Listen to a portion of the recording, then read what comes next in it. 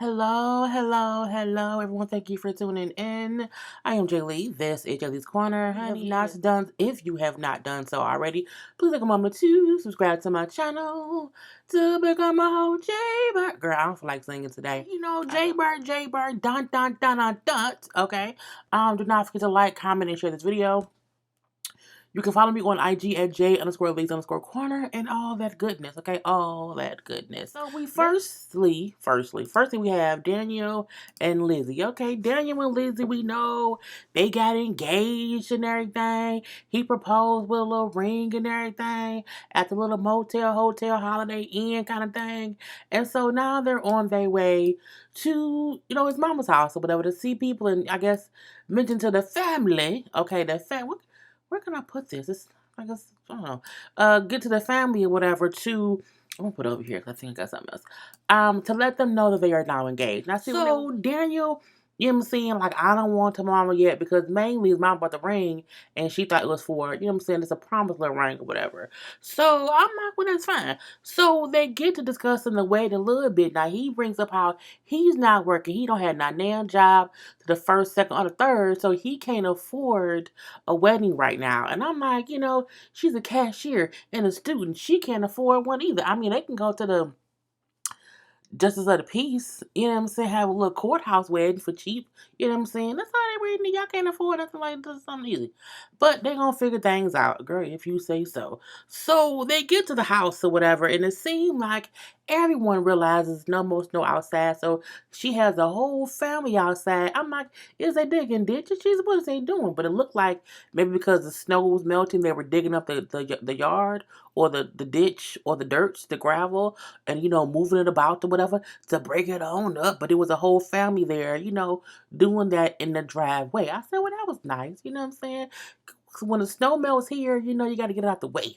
So they say, because the whole family here, mamas, grandmas, aunts, and uncles, we're not gonna bring it up just yet. Okay, so they helping out. I'm like, they fixing tires.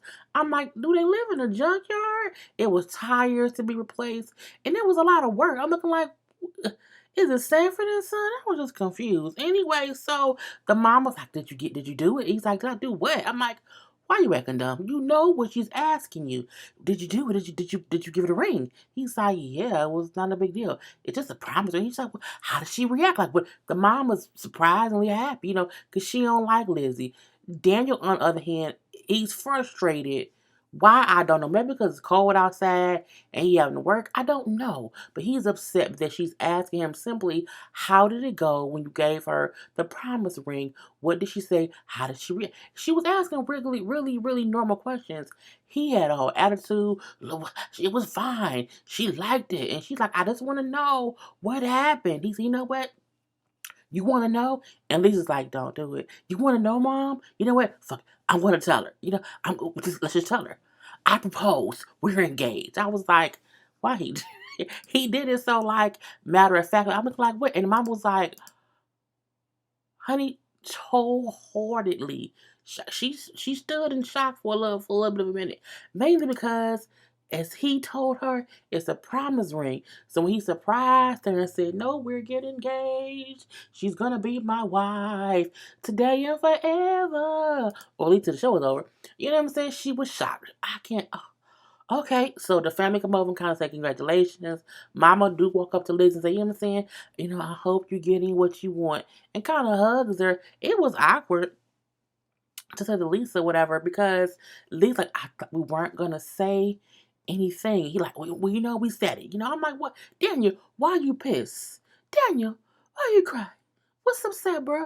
What you got going on? I mean, I know you are a poor white man in America, fresh out of prison on a TV show, but I guess, you know what I'm saying? You ain't got no bills to pay, but you're still getting food and got a roof over your head, and your girlfriend has a car that you can drive, you know what I'm saying? But I mean, why you crying? What is wrong with you, Daniel? I don't know. Anyway, the mama like, he said it was a promise ring. I'm kind of upset. I'm shocked or whatever. She says mainly because Lizzy hasn't proven or shown me anything to prove that she's good enough for my son. I said, your son? Your son was in prison for 3 years. Your son, who before he went to prison, he was stealing from his uncles and whatever. Your son, who before he went to prison, was out here doing drugs. Your son, who was doing drugs with Lizzy before he went to jail. Lizzy has been out for 3 years being a productive citizen, okay? She might have done some things when she was out. But again, your son has been in jail for 3 years. He hasn't even gotten a job yet. He's sitting around playing an old Nintendo now. He don't even got his own coat. Okay, he borrowed a coat from someone. So how can you fix your cigarette smoking lips to say that Lizzy hasn't shown you that she's worthy or good enough for your damn son? Your son ain't nobody. Look at you. Why you hating on Lizzy so tough? I don't like it, girl. Bye. Your son ain't no prize. He may be your son and came out your cooch, but girl, he's a nobody right now. He hasn't done anything to show anyone he deserves Lizzy. Okay? Just saying. Anyway, next up we have Lacey, Shane, and John. Okay? Lacey, that's how Lacey looks. That's Lacey's face. I mean, Lacey's face just, it's her lips. It's her lips. Anyway, so her and Shane out here planning a wedding, okay? They're getting married in 2 weeks. Okay, now Shane has only been out of prison for 7 weeks. He's been out for 7 weeks. This means she's only known that man in real life 7 weeks. And they're planning a beach wedding. And so they're at like the little cake tasting place or whatever. And Lacey says that Shane is like a groomzilla. He's asking about this and for that. And he knows all the cakes. He likes the chocolate cakes and the carrot cakes and the pumpkin cakes. I'm just saying cakes. You know what I'm saying? And rum cakes and coke cakes and cake and all that shit. And he said because when he was in prison, the prisoners was cooks. They were chefs. They were bakers. Okay, they would bake all kind of cakes. So he know a little bit about cake. He don't like carrot cake though. Was it carrot cake? Maybe it wasn't carrot. Maybe was it velvet cake? What is that? Velvet? Something. There's one cake he don't like because he's a cake connoisseur from being in prison. And I know because my friend is in jail and he say they be in there making up all kind. He told me he made a cheesecake. I said, how you make cheesecake in a cell? Girl. Anyway, off the subjects. So they picking cakes or whatever. And he like, have you talked to John? Have you seen John? What's going on with you and John? She's like, no, haven't seen him, ain't talked to him or whatever. Not at all. But she's telling us in the confessional, I'm going to go see John, you know what I'm saying? Because I want him to do a DNA test for my younger son, see if he's the father. Because if he's the father, he going to be around forever. And, because he wants to be in his child's life. You want him to be that baby's kid because you want John in your life forever. And John, I think, wants to be around forever as well. I feel like even if he ain't that kid daddy, he going to still be banging out Lacey in hotel rooms on slide tip because I feel like he has always been Lacey's sad dude. And she prefer him as a sad dude. I'm just saying. Anyway, so she go to see him. It seemed like he's at work because he's either at work or he just wear a work shirt, and he be out there messing with cooling equipment and stuff, whatever. I'm not sure. But I think he's working. Okay, them like them works glasses on his head, so but I'm like, I hope he wasn't working at someone else's house and was also filming. So I don't know. Anyway, she come by and they all smiling at each other. Oh, hi, how you doing? How you doing? You look good. You look good too. I'm like, penis meet vagina. Vagina meet penis. They're gonna meet in the middle. Anyway, so she like, I'm here because like, so what you wanted me for? Oh, well, I'm here because I want to know if you'll take a DNA test for, for my son or whatever. Okay, no problem. Is it a son or a daughter? Girl, the youngest kid, okay? So he agrees to take the DNA test or whatever, you know what I'm saying? And she has one in her purse. She done went down to the Walmart, to the Walgreens, to the CVS, to the Pick and Save, okay, to the Quickie Mart. Okay, and got her little test, okay? And so, I guess they took it right there. I'm not sure. We didn't see him, like, swab on the knob or whatever. But, I mean, I'm going to let you know when the results come back. So, they did something. So, he like, okay, I hope he's my kid because he's a great kid. Now, I would love for him to be my child. You want to back out his mama. You want to sleep with his mother. But I have a feeling, no matter what the test results are, like I said, they're going to bang. Let me bang. Let me bang. It's an old quick mix from Detroit. Anyway, he then asked her how's her little Backstreet Boy, an NSYNC boy, a 98 Degree boy, some boy, a band boy. How he doing? How the little boy doing? How your little boy toy doing? Okay, talking about Shane. You know what I'm saying?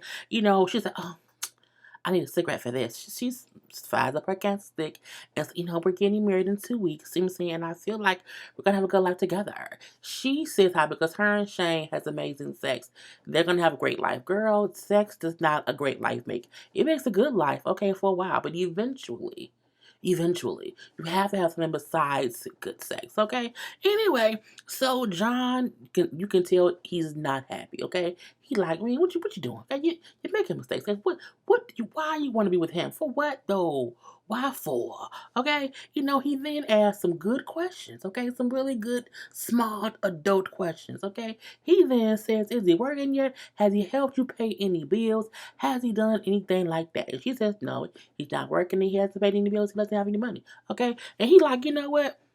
He using you, okay? He gonna use you till he use you up because he ain't doing it. Look, I can't be with a person for 7 weeks and they ain't getting no job. Like, it's true. What is he doing? What's his point in life? Maybe he's the babysitter. Maybe she wants her young tenderoni to babysit the kids because the kids they're almost the same age, so they can go along. I don't know, but I mean, for him to say like, he not gonna bring anything helpful to your life besides penis, basically. But she like I'm gonna marry him or whatever. He again is telling her, I think it's not the right decision. I think you should not do that. Like for what? For why? For how? For who? What? When? Where? And how? And she like, I don't care. You know what I'm saying? But he brings like you just met this man. Like what? Is y'all gonna get divorced? He like you just met him, you'll get married, then have to divorce him will take like a year or two. Like that's just dumb. Just don't do it. I'm like, he got all the words to say. Anyway, she said she wished John could just be happy for her. I feel like in a way she likes that he cares. She wants again, she's used to John being her side piece, and that's where she wants him. The minute John was gonna be her main piece, she had to find somebody else to keep John as what her side piece. Because sometimes side pieces to thought pockets, well, like to thought pockets are intriguing. She not adult yet. You know what I'm saying? But as she's leaving, he said, "Can I get a kiss? Can I get a kiss?" And she's like, "I don't think that would be appropriate." The fact that you just say, "Hell no," for what though? I don't want you, bruh. But she says in her confession, "I'm still attracted to John, and I really, really am. There's still a sexual attraction there." I'm like, because you want to bang him, you want him to bang you. But luckily, she pulls off, and it's as far as we know, they didn't have sex. But again, so Cheryl and Josh, Cheryl is still, there with Josh, not with her children.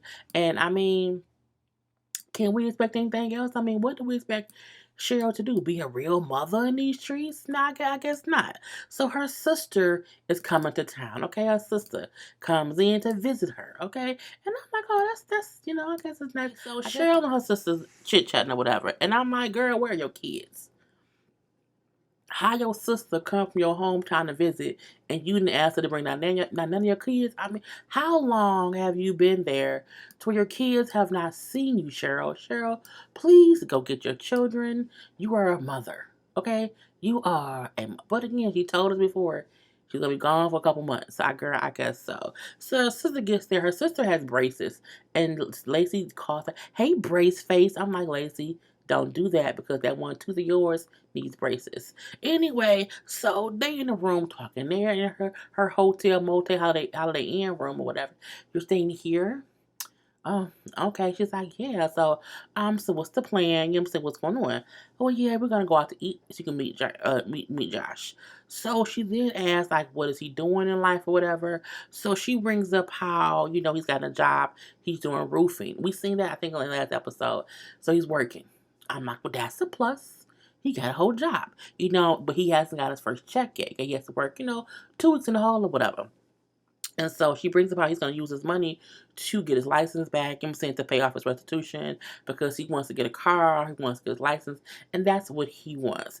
And so Lizzy, is it Lizzy or Lacey? I think it's Lacey. It's something with L. Maybe Lizzy. It could be Lizzy. I don't know. The sister, okay, says, why do you keep talking about what he wants, okay? It's he wants a license. He. Like, and how is he not spending that money, like, on you? She said, well, it's his money. It's not my money. You know what I'm saying? Is what it is. You know what I'm saying? She also brings up how she's given him almost about $3,000 since he's been out. I'm looking like, girl, for what? $3,000?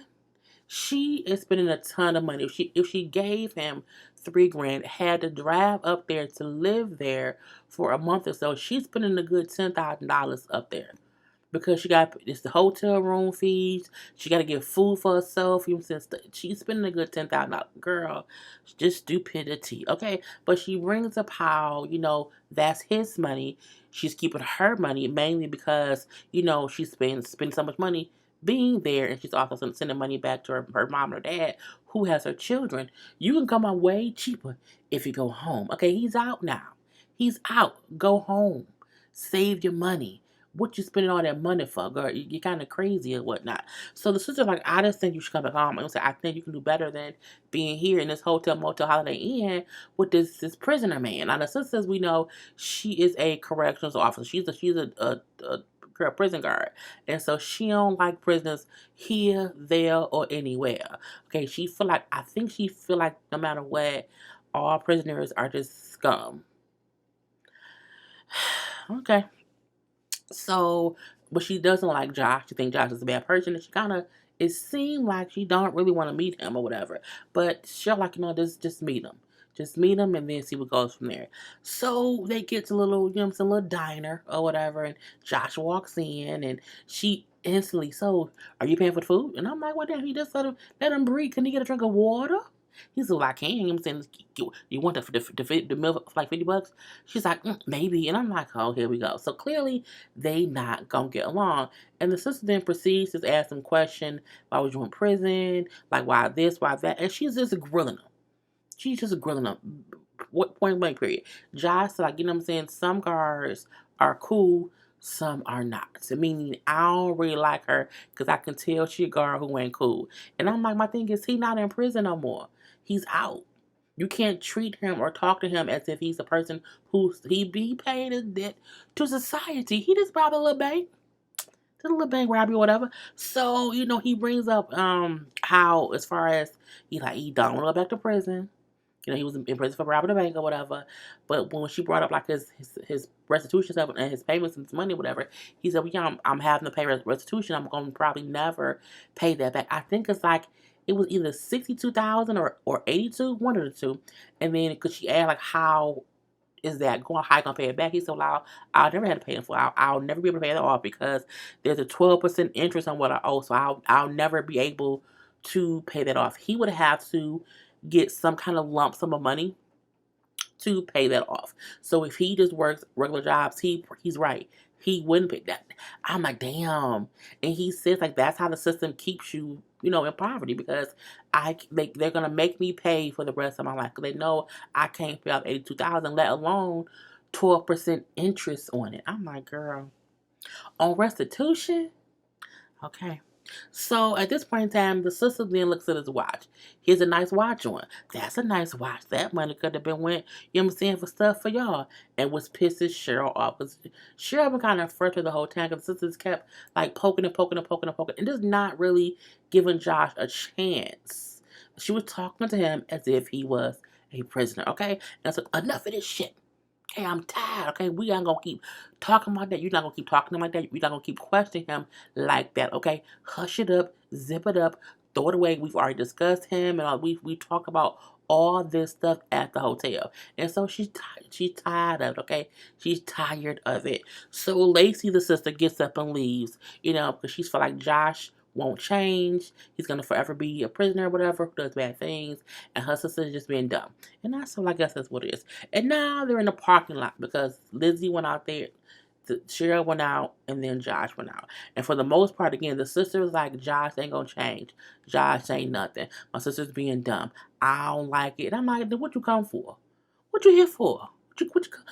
I don't get people who come visit somebody to be mean and rude and nasty. That's just stupid. So Cheryl gets pissed off. And I wasn't always together. I didn't always have my things, in life together like before, just before 5 years ago. She brings up how she used to be worthless, as she would say, whatever. You know what I'm saying? It took her 5 years to get on her feet. And I said, well, you've been talking to her for a couple, so I'm like, what that's going? Anyway, so she brings up how she was drinking at 14 years old. She was stripping by the time she was 18. She had nothing. She was doing pills. She was on cocaine. Or she was bad, okay, in these streets. She brought up how she didn't kind of change her life until she was at the club stripping, and she kind of blacked out and woke up like she was partying, and then kind of woke up the next day. So she just, we don't know what happened while she was passed out, but that's why Cheryl's face looked like it do, because she's lived a hard life to be so young, okay? If you start doing drugs at 14, it changes your face, okay? And so that's why she's like this, okay? I'm not gonna get it, you know, it is what it is. So she's like, I took the time to change my life, okay? If I can change, so can Josh, okay? Because I was, again, on drugs, drinking. She probably was a bottom of a prostitute, just gonna say that or whatever, because it just comes with the territory. But again, her thing is, you can't judge and say he ain't gonna change when I change. You know what I'm saying? I wasn't always this person. And I said, well, that's a good thing to say, but Cheryl, you also can't make your story Josh's story. But I also feel like, you know what I'm saying, she can give Josh a chance to try to do right things. I mean, at least he has a job now. He doesn't seem like he can rob a bank just yet. So I mean, what you gonna do or whatever. And then Cheryl was about, don't talk to me. I got my drug addict. If I want to do drugs, I'll go back and snort cocaine. I said, well, hold up now. Don't do that. If I want to be a drug addict, I can go back and snort cocaine. I say, girl, just don't do that or whatever. You know, and Angela and Tony. I just can't with these two. So Angela actually brought Tony home, okay? So they sit down and talk, okay, after kissing in the house, because she wants to know, what about Michelle? Michelle is a girl who the text was from in that phone before, whatever. She read the text. The text clearly showed they had some type of relationship. They had at least been talking and had, you know what I'm saying, possibly bump uglies or whatever. So she know he did something, but she's like, I want him to tell me the truth. So he slowly starts making up a story and leaving out the key details. He brings up an idea. I met Michelle at the hotel I worked at. I did. We then went to play basketball, and he started. She was like, "Oh, you did more than that, Tony. You did more than that." Okay. He then says, well, "Yeah, I went and got a hotel room with her." So he admits he had at least a one night stand with Michelle at the hotel room the night he went missing from the halfway house. But you know, he brings up the reason he did it. It's because I've been locked up he told her this. So I've been locked up for so long, and she showed me attention. Angela been showing this man attention forever, ever, and ever. If you wanted some head or some sex, why didn't you go to Angela? Okay? He brings up how he used to be addicted to pills and all these things or whatever, and he had a whole addiction. But he's kicked that addiction, okay? But because he's kicked that addiction, he's now addicted to women. And I get that, okay? You want to claim that you're addicted to women, but why did you never go and please Angela? My thing is, it's not that he went out and did someone else. It's the fact that he never tried to do any of that with her. Okay, and so as he's talking, you know what I'm saying? Well, she said, are there other women? Are there other Michelles? He says, no, it was just her, like it wasn't anyone else, and even she didn't mean anything to me. But I read the text, Tony, and he like, you know, I know, but it was just that is I love you, girl. I want it with you, girl. It's only you, girl. Okay, and so she said, I have no reason to not believe him, even though in her own eyes saw the text showing that he's not faithful. But I guess he's admitting to it. I guess so. I guess it is what it is. He then said, I want you so bad. Okay, I want you so bad or whatever. I've been waiting on this. We've been waiting on this forever. And now they're kissing on the leather couch, and the leather couch is making them squeaky noises. It's like have you have a balloon and you massaging it or whatever, that squeaky noise. I'm like, get off the goddamn couch. Okay, so stop the slow moving on the leather couch that's making these squeaky. Oh, it's just so nasty. And they kissing. Oh, And they go have sex. I'm like, God, Jesus Christ. Anyway, he says sex with her was amazing. Okay, much more than he ever imagined or whatever. You know what I'm saying? And I've always been a cougar chaser. Well, she is a cougar. You know what I'm saying? And she brings up how it was amazing as well. And she was able to use all her senses to experience him. You know, to see him, to touch him, to taste him, to smell him, and to feel him. I said, okay, girl. So now they're happy together. And then she takes him outside after a night of sex and shows him the motorcycle that she bought him. And he was like, oh my God, oh, for me? Oh my God. Whatever. And then she brings up how her sister's coming over to visit to meet him. And he wants her to not detail all the drama that has happened between them two. But I'm looking like, I think the sister already know. So you're a little too late, okay? Too little, too late in these streets. And then he also does not like how she keeps saying so, like, you know, I don't want you cheating on me no more, Tony. You can't be lying. I don't want any of that bullshit that you put me through, okay? I don't want that, and I'm not going to be up here lying. I'm not going to lie and omit stuff. And he like, look, I just need you to appreciate me, whatever, and acknowledge the sacrifices I made to be here with you. I said, sacrifice? What does a person out of prison sacrifice to live somewhere that has free room and board? Okay, she's like, what have you sacrificed for me, Tony? Okay, and he brings up how I guess he was on the West Coast. He said I was on the West Coast in prison. He then said he transferred to a prison in Mississippi to be close to her so that she can come visit him. He also brings up, you know, and you have someone to sleep with every night. You know what I'm saying? You have someone to help you pay bills. You know what I'm saying? And I take a whole leap of faith just coming here to be with you. You have not shown her much respect. You've lied to her consistently. You cheated on her consistently. Whatever. It took you all the time just to give her the dick, and now you want to make it seem as if the little thing that you did, which technically were helps to you. Because this was if I was in California, I could have my own place in, you know, within a month or so. Whatever. He brings up how if she keeps bringing up the things he's done that were wrong, if she can't let those things go, even though he's only been out one day, that he will leave or it'll push him away. So he'll give them 3 months. And within 3 months, if she hasn't stopped complaining about what he's done, he may leave. He wants 3 months because that's how long he needs to save up some money. Let's just say that. Anyway. Look, I had to replace this picture with his with his picture from tonight's episode because this is what he's like a little gnome. Okay, he's like a little red guard. If you've ever seen Romeo and Juliet, he is the red one. Okay, he is Romeo. A girl.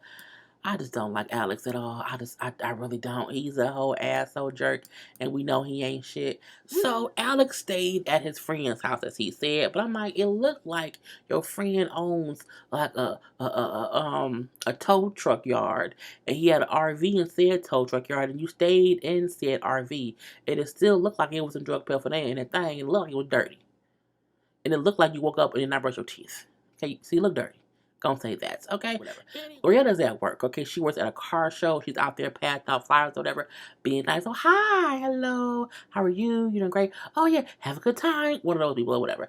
And so she's like, you know, he didn't come home last night. Like, I don't know what his whole deal is, whatever, but I have to be here because I need to be up here, you know, working to make money for this wedding, okay? And I'm like, girl, it's just too much. So Alex then shows up. He looks like a little gnome. You can't, look at this. You can't tell me that's not Romeo walking around looking for Juliet's. Okay, and I'm like, he's so tiny. I got the anyway. So he's like, I'm just here to find out, you know, because hey, little kiss or whatever. And he like, you know, I'm just here to ask you the same question, like, you know, why do you want to be with me? Like, why? You know, I just, like, are you with me because of my tattoos, because of my body, because of how I look, whatever, you know what I'm saying? Because my mind, because I know my mind is attractive, whatever, because I know how to get this money. I might get what money? You slept in an RV, in a trailer park. Not a trailer park, in a tow lot. Bruh, cut it out. Anyway, you know, so I love you for you. I love you. I've loved you for you the whole time. You know what I'm saying? And because you're supportive. And she says some other stuff, whatever. He then says, that's not good enough. Okay, that is all. It doesn't seem genuine. It's all service level stuff. I feel like he wants her to talk to him as if she's known him for years, and as these deep, emotional, long, and just exaggerated reasons that she loves him. And my thing is, if she was good enough to be the one you want to marry when you got out of prison, if you didn't ask her these questions when you was locked up, don't ask them now. But we also know why he's doing it. He is trying to force her to break up with him. Okay, he wants to be an asshole to her so she will break up with him. Why? Because he likes his ex-girlfriend. But she has no idea that he even has an ex that he's in contact with. That's the bad part. If he told her, I think I may love so and so, and then was an asshole, I would give him that, okay? Because it's up to her. But she don't even know that she's in competition with someone else, and that's the part that's fucked up. Anyway, she like, I'm at work right now. I can't do. Well, you know what? Fuck these people. I say, fuck. She's at work. Any man who say F these people at your job don't care about you or your check or your rents, okay? Or your health insurance or nothing. Alex is a piece of shit. And the sooner that Glorietta realizes it, the better off she'll be. I don't think that Glorietta is seriously in love with Alex. I do think they talk so much over the phone and visits or whatever that she genuinely grew feelings for him that she can't explain. She kept his attention away from him being locked up, and now he's out and he don't want her no more. Yeah, well, no, whatever. So, when he say fuck these people, she's like, no, nothing is ever good enough for you. You nothing ever satisfies you. He then said, I like to laugh, but how much have we laughed since we've been together? I'm looking like she like having, so they fussing back and forth, whatever. He then say, oh, am I a liar? She's like, yes, because you're not, you're saying these things, whatever, and that's not what you said before. Well, if I'm a liar, then I'll leave. Well, you always leave, because you always leave. I'm leaving. And then he left. Bye. Go. Let him be. And lastly, Amber and Vincent are on their way to her family gathering. She's only been out for 6 days. Okay, 6 days, and it's just complete, utterly this foolishness, whatever. I don't know if it was a family reunion or what it was, but her family was there, who she's not seen in about 5 or 6 years, but since she's been locked up. And so we do see her brother, her sister. Where are they? I just want to show them real quick. So we get to see her brother and her sister. I'll put her over here. And clearly, I just feel like clearly they don't have the same mother and father. I mean, they just don't. They do look like different races of people. No tea, no shade or whatever. But I'm like, they just must not have the same mom and father. Okay, that's not possible if you ask me. Anyway, so they missed her. They have not seen her in years. Hug, hug, hug, cry, cry, cry, whatever. And we see two conversations happening. Vince is outside with I guess an older aunt, the grandma, whatever, talking, whatever, and they're asking okay, so are y'all gonna stay here in Atlanta? Or you're gonna go back to Vegas, where y'all gonna live? And he said, I talked to her, whatever, and I asked her, and I keep asking her, what she wants to do. He gets fakely emotional. I don't know why. I don't know if he realizes that she don't really want to be with him, so he's like, oh, we're not gonna be together. I don't know what it was, but he was, in my opinion, he was fakely emotional, whatever. Now, on the inside, Amber is talking to her brother and sister, who are telling her, look, you can't keep fucking up. You can't keep, we cannot keep, you can't keep being gone. Your nieces and nephews need their aunt around. You need to be out here with us. And, I know, man, I can't go back to jail, because if I go back to jail, I will get life. And I do not want that. I do not want to go back to jail. Then stop scamming with your mom and your sister who's in prison. Boom. Okay. Anyway, so when they all sitting outside, because the sister was crying or whatever, you see Amber crying because her sister's crying, and I realize I have to stop lying or whatever. I can't, keep lying about this if I want to have a positive, foot going forward. You can't. You can't, okay? And outside, when they're all sitting around, her mom calls, and they all had on speakerphone, and one older woman was like, this guy that Amber has here, he's really, really nice or whatever. I think he would fit in with the family. And the sister made this face. So this face was from when the old lady told the mama, you would like Vince, he would fit in with the family. She was like, the fuck you talking about? It's like she know her sister up. She knows something up. Even when she first hugged Vince and met Vince, the look on her face was like, what are you doing? Like, why are you with him? Like, something ain't right. And I'm like, because she know her sister. Her sister is into some bullshit. But I say, girl, I guess so. Anyway, that was really it. It just ends with them acting like, oh yeah, Vince is a good thing. He isn't. And it's not that he's a bad thing. He's just Amber's gay. Anyway, I am done. Next week is season finale. And it's 2 hours. Lord Jesus, I hate when it's 2 hours. But it's a 2 hour finale next week. So we shall see what happens with that. Anyway, I'm done. Peace.